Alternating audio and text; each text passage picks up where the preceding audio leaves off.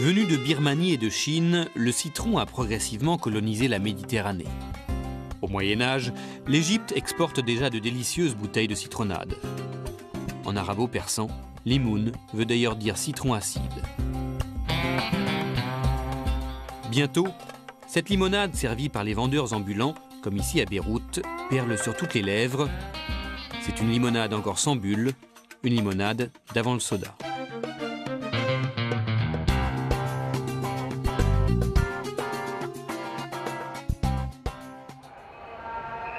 L'Algérie, un siècle plus tard. La Méditerranée, le soleil, la Casbah. Ces limonades pétillantes qui piquent les gorges desséchées de 1000 aiguilles rafraîchissantes, écrit Albert Camus. L'Algérie a deux symboles nationaux, le drapeau vert et rouge et la blanche de Hamoud Boualem, une des meilleures limonades au monde. C'est toute une histoire, Hamoud Boualem, à Alger. Les boissons alcoolisées, c'est péché pour notre religion, là, vous voyez. Alors on remplace ça, c'est plus sucré. Est-ce qu'il y a quelqu'un qui n'aime pas le sucre? Maintenant, je vais acheter une bouteille. Sur l'étiquette de cette limonade, 20 médailles obtenues à l'exposition universelle de Paris de 1889, l'année de la construction de la Tour Eiffel, la grande époque des colonies.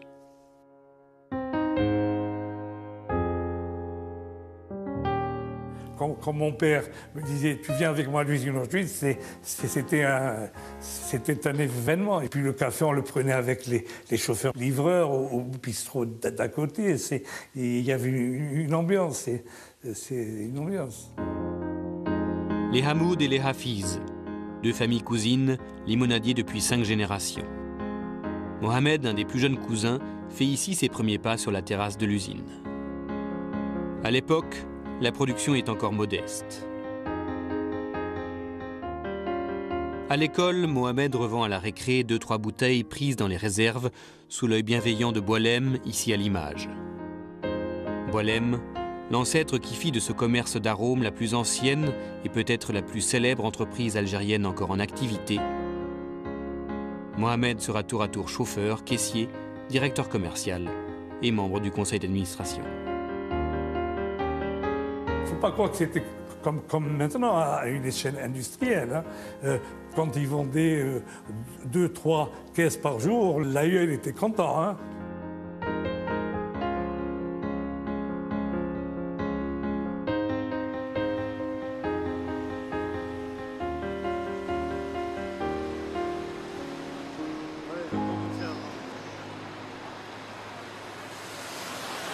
Donc ils déchargent, ils chargent et puis ils sortent là. En début de semaine, les revendeurs de toute la région continuent de faire la queue pour s'approvisionner au petit matin. L'usine a survécu au commando Algérie française, au socialisme des années 70 et ses pénuries en tout genre, et à la sale guerre des années 90 qui obligeait les cousins à dormir armés sur place. Inch'Allah, la Hamoud plaît aux militaires autant qu'aux islamistes. Jamais la production ne fut interrompue. Ici, Mohamed est chez lui. Pendant le mois de Ramadan, un Algérien, il faut qu'il ait sa bouteille de Hamoud. Il fait n'importe quoi, mais il faut qu'il ait sa bouteille de Hamoud. Que ce soit du cruche, à l'époque c'était cruche qui est devenu Slim Orange, que ce soit du Selecto ou de la blanche. La blanche au citron aide à digérer le méchoui. L'étrange Selecto tout noir a un goût de bonbon à la pomme. Quant au Slim, il rappelle les oranges de la plaine algérienne.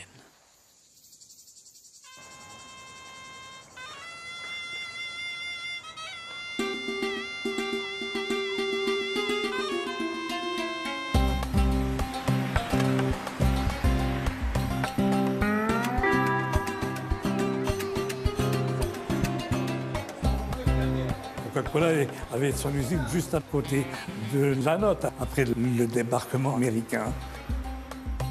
Mais ils n'ont pas fait long feu, hein, parce qu'après il y a eu l'indépendance, il y a eu la nationalisation, donc ils ont dû partir dans les années 60. Le vrai Coca, c'est américain, donc il faut le boire en Amérique. C'est comme une Hamoud, il faut la boire à Alger.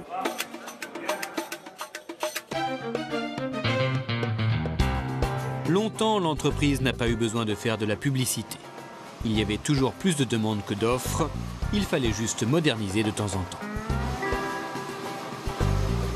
Mais au début des années 90, les grands groupes américains au budget marketing illimité sont de retour, alors il faut s'adapter. Ce jour-là, toute l'usine est en émoi.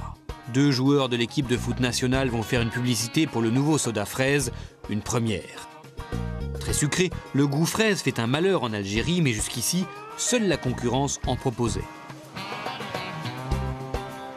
2 internationaux adulés par la jeunesse algérienne et 2 amateurs de soda, le Gaulle refuse de jouer s'il n'a pas son sélecto. Une sélecto à Alger, une sélecto en France n'est pas la même. Les Algériens qui vivent à l'étranger me disent c'est pas la même chose. C'est pas la même chose parce qu'il y a l'eau, le sucre n'est pas le même. Mais quand même, ça donne une petite nostalgie en fait.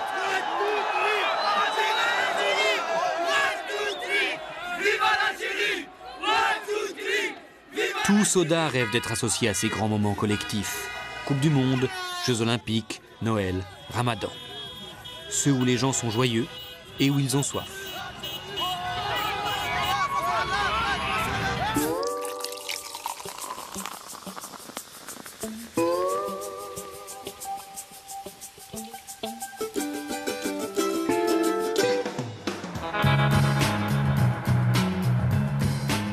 Peu après la naissance de la Blanche de Hamoud, une autre boisson va naître à l'autre bout du monde. Une boisson noire. Une boisson qui va devenir le 2e mot le plus connu au monde, consommé 1,6 milliard de fois par jour dans plus de 200 pays. Une boisson qui a son propre musée, un temple dédié à son inventeur, un pharmacien d'Atlanta un peu aventurier nommé John Pemberton. Nous sommes au monde de Coca-Cola, à peine 3 pâtés de maison de l'endroit où le Coca-Cola a été vendu pour la première fois, le 8 mai 1886. En ses débuts, il y avait une concurrence incroyable. Les fontaines à soda regorgeaient de boissons au goût fraise, framboise, vanille, chocolat, etc. La première année, John Pemberton a gagné à peu près $50. Malheureusement, ses dépenses se montaient à $76. Bref, ça n'a pas été un énorme succès financier.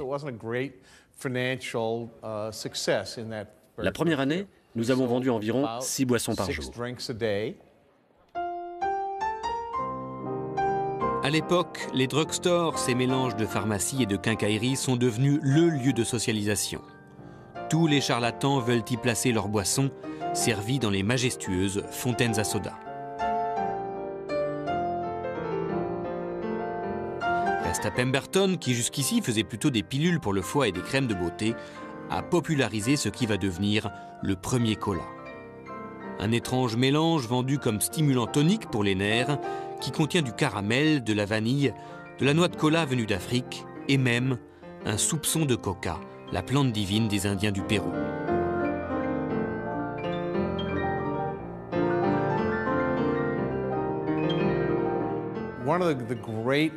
Une des grandes idées de merchandising a été de distribuer des coupons gratuits pour du Coca-Cola.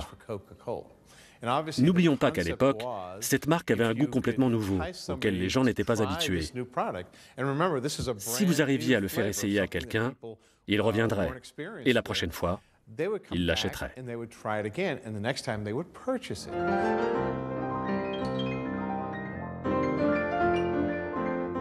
Pemberton ne connaîtra pas la gloire.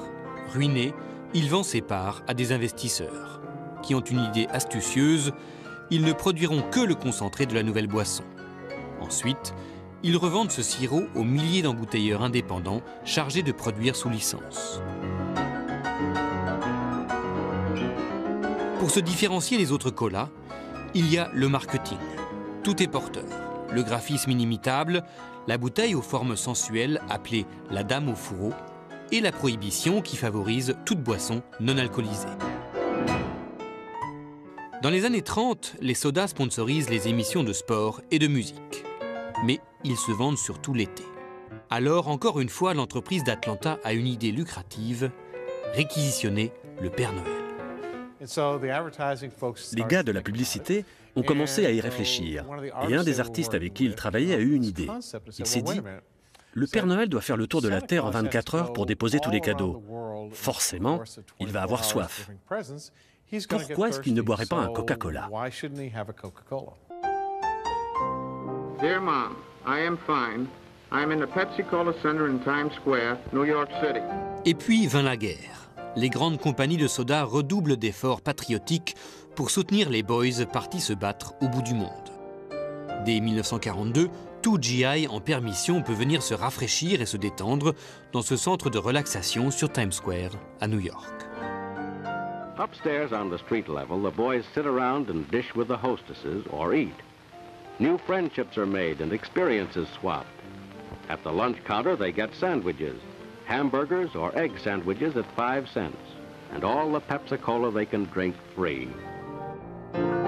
En 14-18, il avait fallu faire de la limonade à la saccharine. Cette fois, les sodas sont classés produits stratégiques, aucune restriction sur le sucre. Au cours de la Seconde Guerre mondiale, nous avons envoyé 64 usines d'embouteillage qui ont suivi les GIs américains à travers toute l'Europe de l'Ouest, dans le Pacifique, en Afrique du Nord et jusqu'en Amérique du Sud.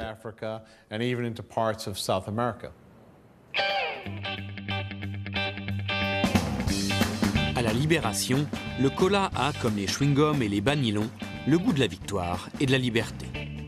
En 5 ans, il est devenu une boisson mondiale et l'entreprise une multinationale.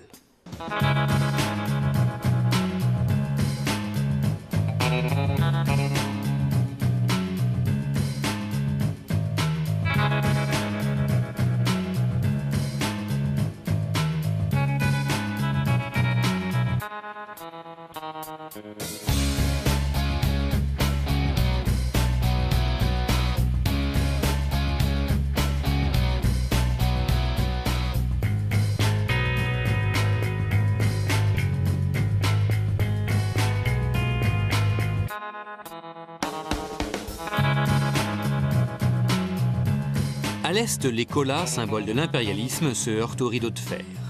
Jusqu'au premier voyage de Richard Nixon à Moscou en 1959. L'énergique vice-président américain veut établir un lien direct avec l'apôtre du dégel, Nikita Khrouchtchev. Le premier des communistes accepte donc d'inaugurer une exposition dédiée à l'American Way of Life. Chacun d'eux essayait de vendre son système à l'autre. Tout le monde en parlait, à la télé, dans les cuisines. Notre système est le meilleur. Non, c'est le nôtre. Et puis, il y avait cette exposition où il fallait montrer toutes sortes de choses. Et il y avait un petit buste de Pepsi, parce que Pepsi Cola soutenait l'exposition et le gouvernement. Il voulait que Khrouchtchev goûte le Pepsi, et il l'a fait. Et il a dit qu'il aimait ça. Павильон Pepsi-Cola начинает свою работу. Some of the women complained sometimes that it smelled like benzene. And men wanted to know if it would make them drunk. À Moscou, le goût de l'Ouest eut donc le goût du Pepsi. Jusqu'ici, tous les présidents américains avaient été rouges, proches de Coca-Cola. Nixon, lui, est l'avocat de Pepsi. Il sera le premier président bleu. En réalité, ça s'est passé différemment. Ça s'est fait en 69, quand Brejnev était au pouvoir. Brejnev a dit oui, et comme c'était une société centralisée, s'il disait oui, ça voulait dire oui. Et c'est devenu très populaire. Ils avaient de meilleures bulles. C'était peut-être un peu trop sucré pour les soviétiques, mais je dirais que nous aimions ça.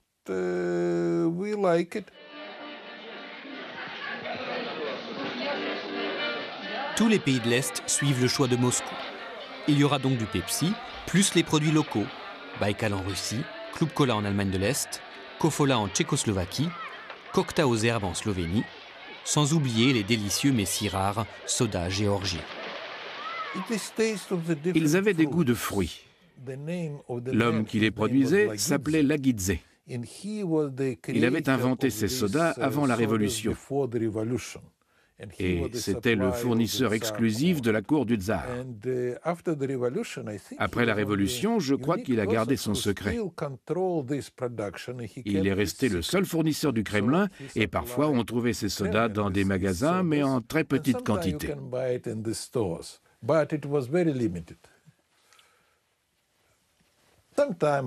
Moi, il m'arrive de boire du Pepsi-Cola quand j'ai la nostalgie de l'époque soviétique.